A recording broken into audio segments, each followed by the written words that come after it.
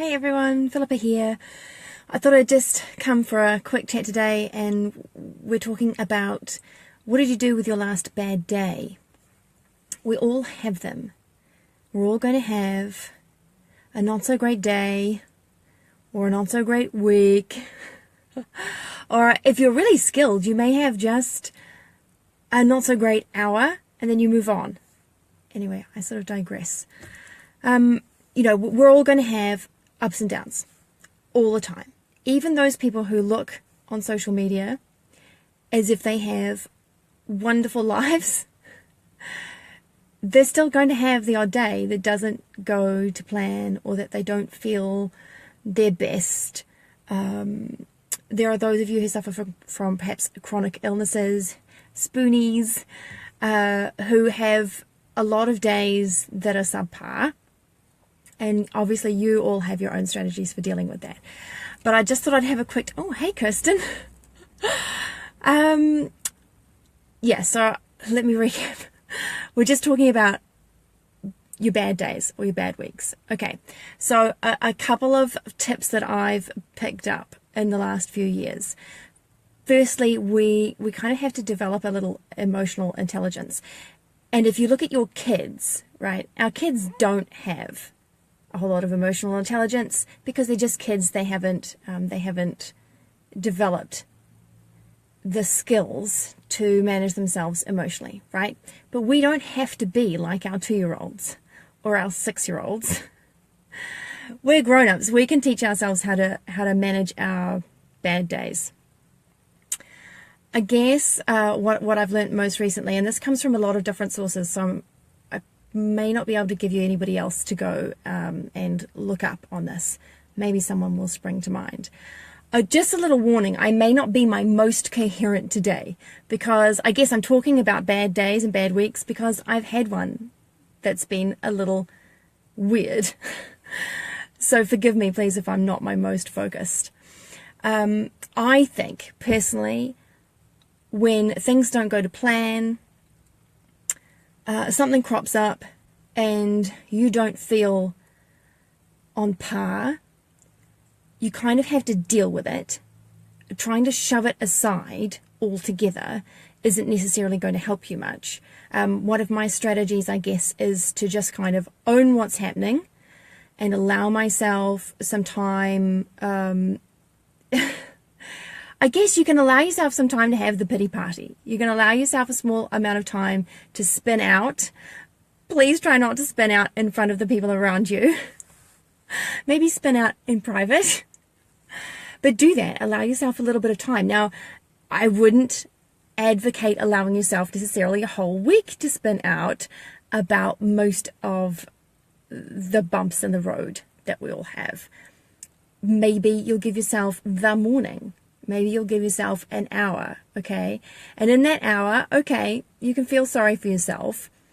But then I would also suggest maybe going and doing something in the way of self-care. And I did post sort of about self-care this week.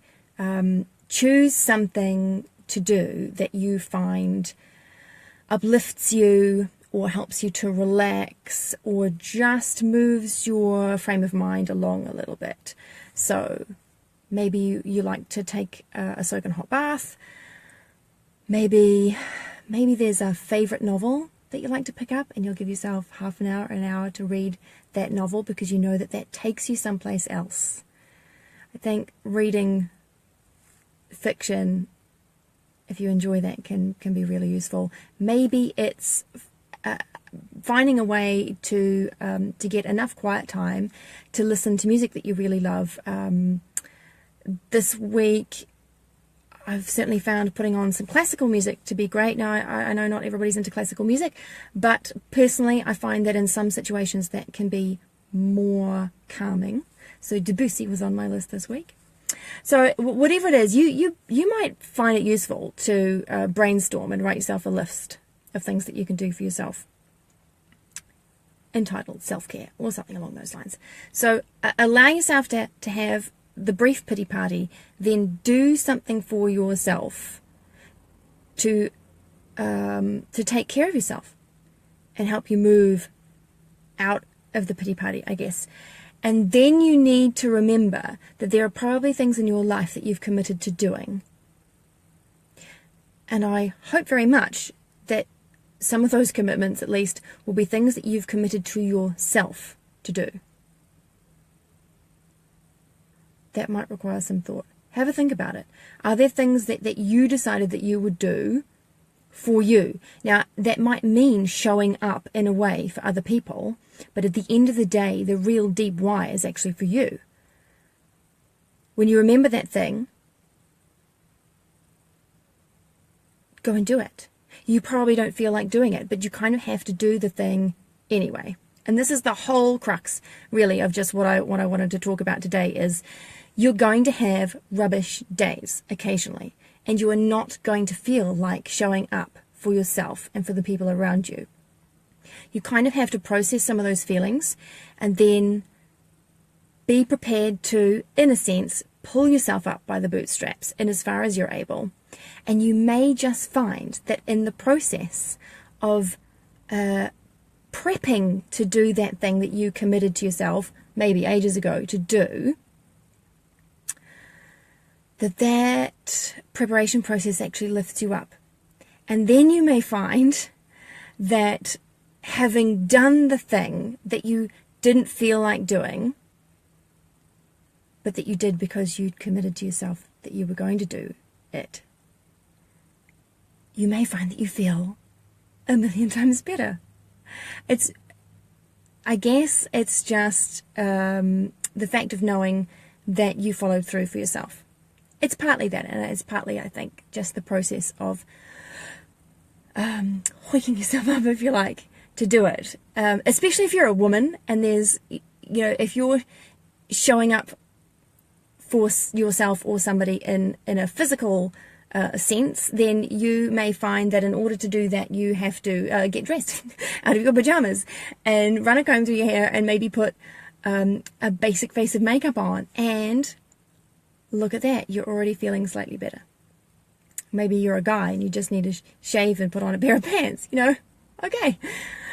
Anyway, I just wanted to suggest, next time you have a bad day, please don't let it spoil the whole day or the whole week, but consider doing the thing that you'd committed to doing at some stage. And I think you'll find that once you've completed that task, you'll feel much better about yourself.